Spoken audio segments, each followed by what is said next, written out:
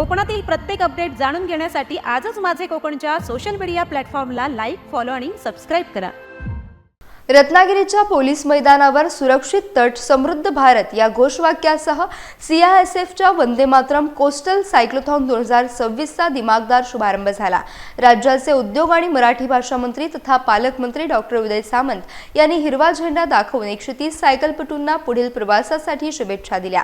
या मोहिमेत 65 महिलांचा गौरवपूर्ण सहभाग असून ही रॅली किनारी सुरक्षा, राष्ट्रीय एकात्मता आणि महिला सक्षमीकरणाचा प्रभावी संदेश संपूर्ण किनारपट्टीवर देत आहे।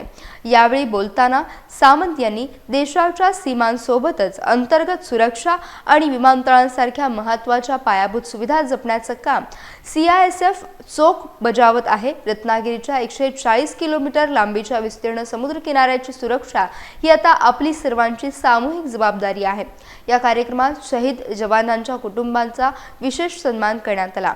या उपक्रमाद्वारे तरुणांना अंमली पदार्थांच्या धोक्यांबाबत जागरूक करण्याचा आणि नागरिक व सीआयएसएफ दलातील समन्वय वाढवण्याचा यशस्वी प्रयत्न केला जात आहे।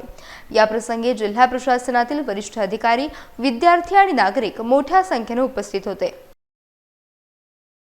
सायक्लोथॉन कोस्टल बचावासाठी वंदे मातरमच्या नावानं 3500 किलोमीटर रॅली केली जाते आणि ती आज रत्नागिरीतनं सिंधुदुर्गाकडे निघाली असताना जिल्ह्याचा पालकमंत्री म्हणून मी स्वतः, पोलीस अधीक्षक देखील माझ्यासोबत आहेत, सीओ मॅडम देखील माझ्यासोबत आहेत आणि स्वतः राजेश कुमार देखील माझ्यासोबत आहेत। मला असं वाटतं की हा अतिशय अभिनव कार्यक्रम केंद्र सरकारच्या वतीनं घेण्यात आलेला आहे आणि त्याच्यामध्ये आम्हाला सगळ्यांना सहभागी होता आलं, त्याबद्दलचं मानसिक समाधान आम्हाला प्रत्येकालाच आहे आणि त्याच्यामुळं आम्हाला सामील करून घेणाऱ्या सीआयएसएफच्या सगळ्याच अधिकाऱ्यांना मी धन्यवाद देतो।